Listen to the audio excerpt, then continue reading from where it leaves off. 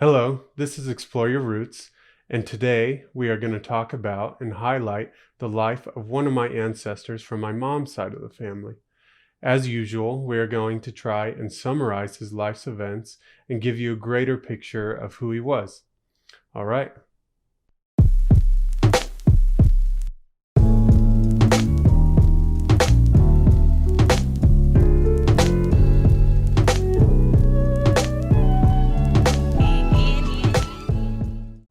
So my research this week consisted of reading stories written on genealogy websites and looking through historical records such as immigration documents, parish records, and census records. So John Davies is through my mom's side.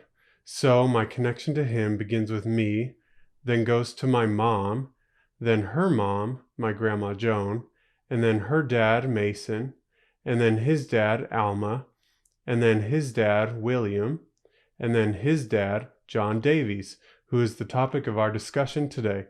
In other words, John Davies is my fourth great-grandfather. So John Davies was the youngest of four siblings, born on January 20th, 1802 in Carmarthenshire, Wales, to his father Evan Davies and his mother Margaret Thomas. Unfortunately, later in 1802, John's mother Margaret passed away while John was still an infant, leaving him and his other three siblings to be raised solely by their father. Tragedy struck again only a few years later in 1807 when John's father Evan died in a sawmill accident, leaving parentless all four children under the age of 12. John at this time was only 6 years old, and all siblings were transferred to a relative's home to be raised. Not much is known about John's childhood, but we know that he learned hard work and humility. Probably sometime around 1830, when John was about 20 years old, he met his future wife, Elizabeth Cadwallader. When John first saw her, he was taken aback. She was tall, around 5'10" or so, and had large dark eyes and dark brown wavy hair.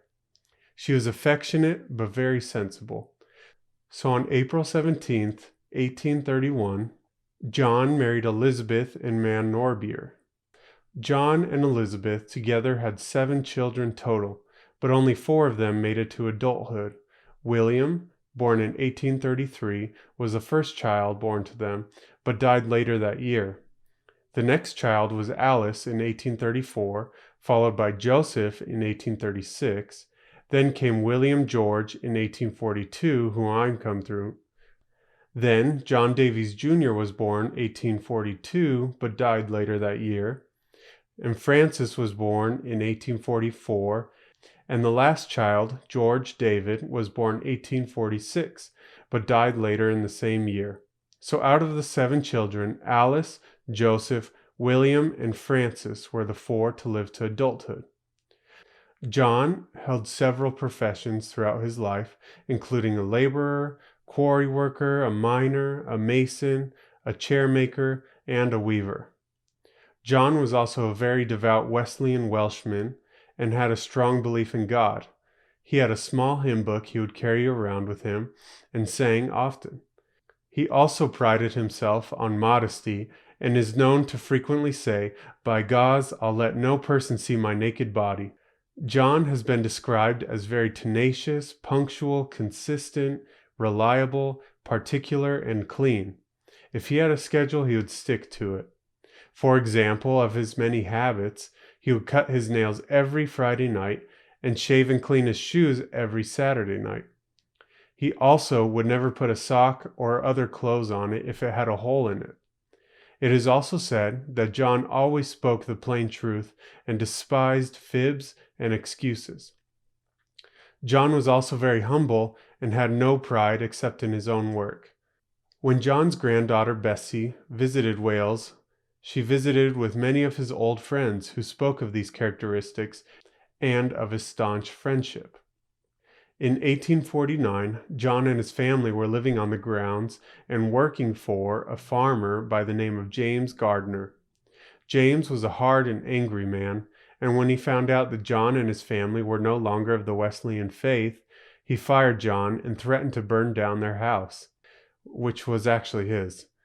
So John and his family moved, but the sentiment also instilled the desire to emigrate to the United States. The Davies family then began to emigrate.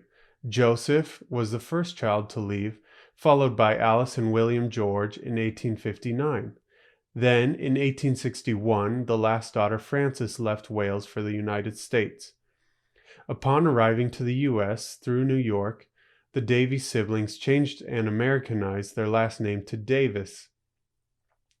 The Davies children decided to save up their money so they could bring their parents to America. So, in 1863, John and Elizabeth boarded the ship Cynosure in Liverpool and headed to New York. The journey to New York had its ups and downs. Shortly after the ship left England, it stopped in the middle of the ocean for 3 days because there was no wind. Passengers write that the ocean was so still and quiet that you could almost see the bottom. Many of the passengers aboard the ship also became seasick and ill. There was a measles outbreak, and a lot of the drinking water on board went bad. A bad storm hit the ship also, forcing all the passengers to lock themselves in their cabins for 3 days, and they had no air, no light, barely had any sleep because of the violent rocking of the boat, and no cooked food, just hard tack, which is like a hard biscuit. After 6 long weeks, they finally shouted for joy upon seeing land. The first stop in New York was to Castle Garden, the predecessor of Ellis Island. Since the Davies family wanted to travel out west, their journey was not yet over. John and his family boarded a train in New York and headed to St. Louis. After arriving in St. Louis, they boarded a steamboat to travel the Mississippi and Missouri rivers, headed to Florence, Nebraska. Once they arrived in Florence, Nebraska, they had to then travel to the west by foot and cart. It is unknown which company exactly John Davies and his family were a part of, but we do know that they traveled in an ox cart company headed by Captain Samuel D. White, eventually arriving in Salt Lake City in 1863. While crossing the plains, John's wife Elizabeth became sick with typhoid fever. She pushed through, however, she didn't quite recover until sometime after they arrived in Salt Lake City. Once they arrived, they settled in the Sugar House area in Salt Lake City with only a few possessions, as most of their possessions had been lost along the journey. Many counts from John and Elizabeth's grandchildren remember John as light-hearted and humorous. More than often, one would hear Elizabeth say, "John, thou art a fool." If any of the children wanted something, they would always go to John. In an account by Bessie, John's granddaughter, she noted that when Elizabeth found out that one of their children would ask John for something, she would say, "John, surely thou aren't be encouraging such things."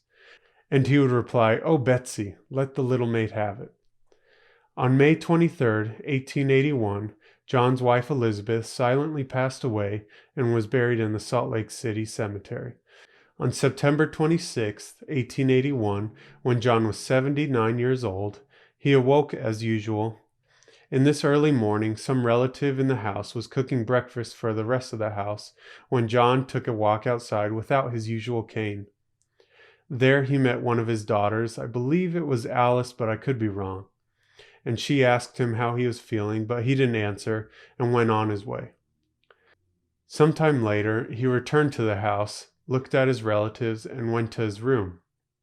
After some time, his daughter went to his room to check on him and saw him kneeling down beside his bedside. She thought he was praying, so she left him alone. After some time had passed and he hadn't come out of his room, his daughter returned and shook his shoulder, where his head then dropped, signifying that he had passed away. The following day he was taken to the cemetery and buried. John's life and legacy are long-lasting. He made many sacrifices and showed others what it meant to live a good life. Hopefully, we can all learn from his example of humility, strength, and tenacity to do the right thing. I hope you all enjoyed this episode, and I again encourage you all to learn more about your own ancestors and share the cool stories that you learn. And don't forget to share and like this video, subscribe to our channel on YouTube and on Apple Podcasts to learn more about history and other cool stories.